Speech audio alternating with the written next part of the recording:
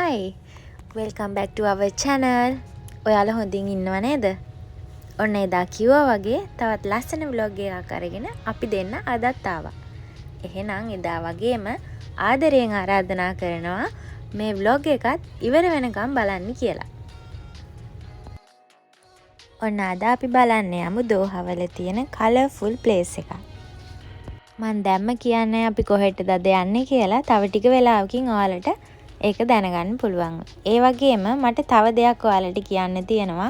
කලින් මම vlog එකක් ගෙන ආවා මියුසියම් එකක් ගැන. ඔයාලට මතක ඇති. කටාර් නැෂනල් මියුසියම් එක. ඔන්න මේ අපි යන පාරේ එහා පැත්තෙන් දැන් ඔයාලට ඒක බලා ගන්න පුළුවන්. ඇත්තටම කාට හරි එන්න ආසාවක් තියෙනවා නම් මෙන්න කටාර් නැෂනල් මියුසියම් එකේ තියෙන තැන. මියුසියම් පාක් ස්ට්‍රීට් දෝහා කටාර් කියන ලොකේෂන් එකේ තමයි තියෙන්නේ. ඉතින් නැෂනල් මියුසියම් එකත් බලාගෙනම අපි යන මේ අලුත් ලොකේෂන් එකට ඔයාලට යන්න පුළුවන්. ඇත්තටම දෝහා කියන්නේ පොඩි රටක්නේ. ඒ නිසා ලොකේෂන් හොයාගන්න ඔයාලට අමාරු වෙන්නේ නැහැ. ඒ වගේ මේ ලොකේෂන් වලට යන්න වැඩි කාලයක් ගත වෙන්නේත් නැහැ. දෝහා ඉන්න කෙනෙක් නම් ඒ ගැන හොඳටම දන්නවා. මේ වගේ ක්ලාසික් වාහන ගොඩක් මෙහෙ තියෙනවා. අපේ වීඩියෝ එකෙනුත් ඔයාලට බලා ගන්න පුළුවන් ඉස්සරහට.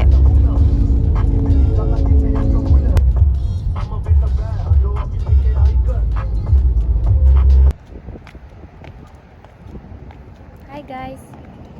අපි දැන් ඉන්නේ කොරණස් නේද බං? මේ කොරණස්ද? නෑ මිනාද. දෝහා පොට් එකේ. අද අපි යමු දෝහා පොට් එකේ ලස්සන තැන් බලන්න. ඔන්න අපි දෙන්න දැන් ලොකේෂන් එකට ඇවිත් ඉන්නේ. ඇත්තටම මං කලින් කියන දෝහා පොට් කියන ලොකේෂන් එක වැරදි. මෙතෙන්ට කියන්නේ ඕල් දෝහා පෝට් එකේ තියෙන මිනා දිස්ත්‍රික්ට් කියලා. ඔයාලට එන්න ඕන නම් ඔයාලා මිනා දිස්ත්‍රික්ට් කියලා සර්ච් කරන්න. ඊට පස්සේ ඔයාලට මේ ලස්සන ලොකේෂන් එකට එන්න පුළුවන්.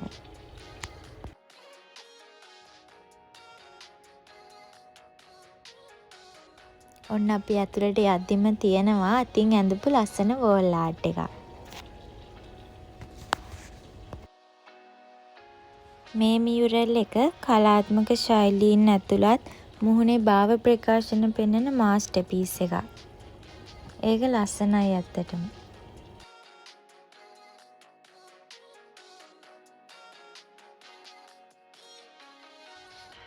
මෙතන තියෙන තව විශේෂ දෙයක් තමයි මෙතන ෆිෂ් මාකට් එකක් තියෙනවා. ෆිෂ් මාකට් එකේ ෆ්‍රෙෂ් සී ෆුඩ් වල ප්‍රසිද්ධ වෙලා තියෙනවා මෙතන. ලස්සන මාකට් එකක්.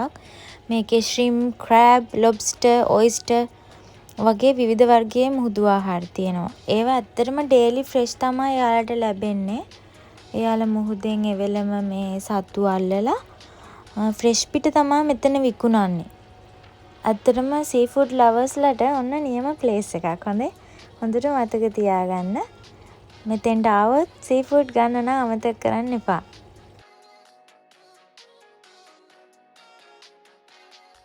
ඒ වගේම කියන්න ඕනේ ඔයාලට තව දෙයක්. මේ සී ෆුඩ් වල ක්වොලිටි එකත් හොඳයි. මෙයාලා විකුණන ප්‍රයිස් එකත් හොඳයි.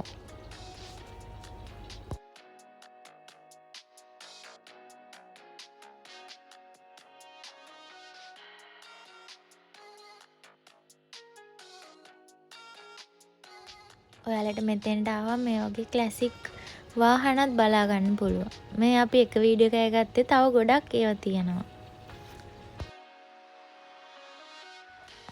මේ අපිට දකින්න තියෙන්නේ ස්ට්‍රීට් ආර්ට් මියුරල් එකක්. ඒකෙන් පෙන්눔 කරන්නේ කාන්තාවගේ නූතන ජීවන රටාව ගැන. වර්ණ භාවිතා කරලා තියෙන්නේ ලක්සරි වයිබ් එකක් දෙන්න. මෙහෙම වෝල් ආර්ට් තියෙන නිසා තමයි මිනා දිස්ත්‍රික්කේ ගොඩක් ලස්සන වෙලා තියෙන්නේ.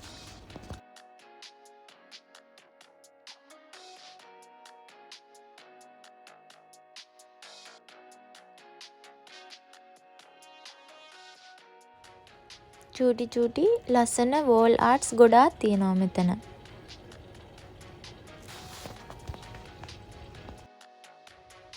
අපි දෙන්න මෙතෙන්ට ගියේ හවස් වරුවක. හවස් වෙද්දි මෙතන සෙනඟ වැඩි. මට හිතෙන්නේ උදේ වරුවක ගියොත් නිදහසේ ෆොටෝස් වීඩියෝ ගන්න පුළුවන්. ඇත්තටම මේ ප්ලේස් එක ගැන අපි ඉස්සලා දැනුවත් වෙලා හිටියේ නැහැ. මේක අපි අහම්බෙන් දැක්කේ. නැත්තම් අපි මේ චූටි සත්තුන්ට කෑම අරන් යනවා. අපි දෙන්න ඇත්තටම දැනුවත් නැතුව අහම්බෙන් දැකලා තමයි මේ තැනට ආවේ. බලන්නකෝ එයාලගේ ලස්සන. එයාලා මේ කට්ටිය එයාලට කෑම දානවා. එයාලා හුරු වෙලා ඉන්නේ. අර වලට මතකද කතරගම ගියාම මාළුවන්ට අපි පොරි දාන්නේ? අන්න ඒ වගේ. මිනිස්සු එයාලට පොරි දෙනවා. පොර කකා පොරි කනවා.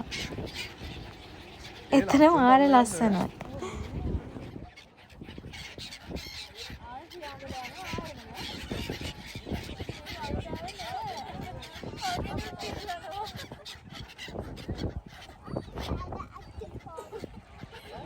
හොඳට කන්න තියෙනවා වල්නම ලස්සන.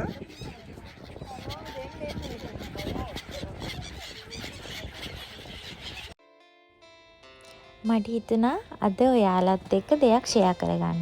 ඒක මේ වීඩියෝ එක බලන කාට හරි මොටිවේෂන් එකක් වෙයි කියලා මට හිතුණා. වැඩි කතා බහ නැතුව මං කාරණාවට එන්නම්. ඇත්තටම මට අද ඔයාලත් එක්ක ෂෙයා කරගන්න ඕනි උනේ අපි දෙන්න කටාර වලට ඇවිල්ලා අද මේ ඉන්න තත්ත්වෙට එන්න කොච්චර ලොකු මහන්සියක් වුණාද කියලා කියන්න. අපි දෙන්න කටාර වලට ආවේ 2022. හස්බන්ඩ් තමයි ඉස්සලාම ආවේ. පස්සේ මාස 6කින් තමයි මං ආවේ. ආව දවස්වල මට ජොබ් එකක් හොයාගන්න බැරි වුණා. ඇත්තටම මං ජොබ් එකක් නැතුව මාස 3ක් හිටියා රූම් එකට වෙලා. ඒ හැංගීම ගැන නම් මම හිතන්නවත් කැමති නැහැ. මොකද ඒ තරම් නරක අත්දැකීමකට කවුරුත් මුණ දෙන්න හොඳ නැති නිසා.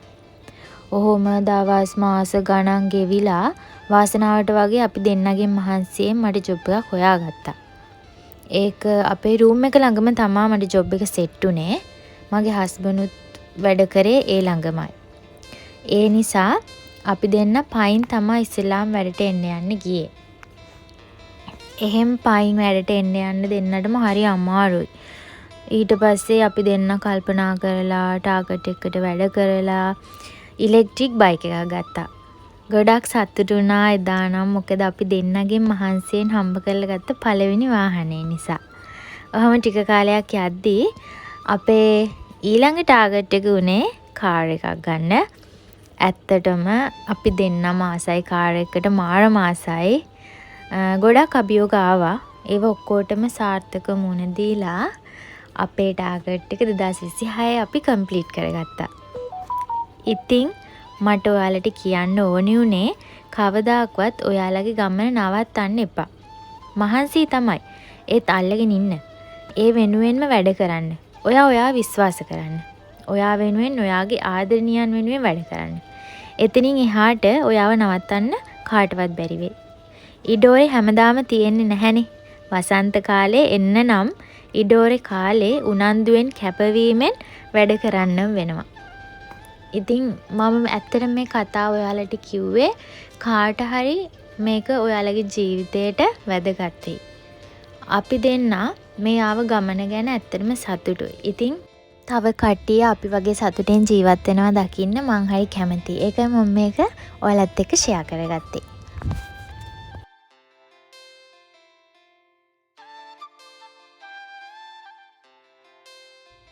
මුහුද දිහා බලාගෙන ඉද්දී රැලි වගේම අපේ හීනත් එකින් එකට ගලාගෙන යනවා. අපි දෙන්න අතර තියෙන මේ නිහතමානී මොහොත වචන වලින්වත් කියන්න බැරි තරම් ලස්සනයි. කතා කරන්න දෙයක් නැති වෙලාවටත් එකට මුහුද දිහා බලාගෙන ඉන්න එකම ප්‍රමාණවත්. හිතට සහනයක් ලැබෙනවා. මුහුදේ ගැඹුර වගේම අපි දෙන්න අතර තියෙන බැඳීමත් වචන වලට කියන්න බැරි තරම් ආදරණීයයි. මුහුද කියන්නේ මතක සිහින වේදනාව සතුට සියල්ලම සංගවාගෙන ඉන්න ආගාධයක් වගේ. එය කවදාවත් එකම හැඩයකින් නොසිටින්නේ අපේ ජීවිත වගේ. ඔයාලත් එක දවසක් වෙන් කරන්න. වැඩ පීඩන කරදර ටිකකට අමතක කරලා මෙතෙන්ට එන්න. මුහුද අසල හිටගෙන රළවලට කතා කරන්න, hina වෙන්න, නිහතමානීව හුස්ම ගන්න. ඔයාලට සැනසීමක් දැනේ.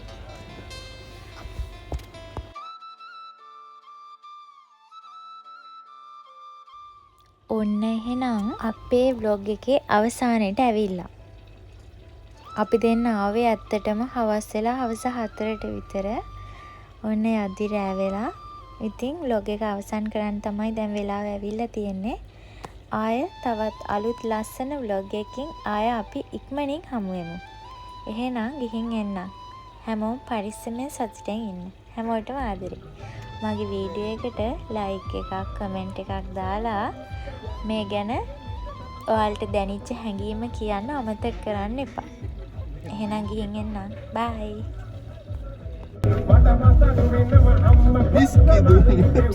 අම්මා විස්කි දුන්නා. අම්මා මේක දැක්කොත් එහෙම ඇවිල්ලා දෙයි කොස්සෙන්. බයි කියන්නේ අපේ යාළුවන්ට බයි කියන්නේ. මොකටද කොත්ත මල්ලි මොමු අපි විස්රි බැන්ඩි මොමු ආයේ vlog එකකින් අපි ආයේ ඉක්මනටම හම්බෙමු. බයි.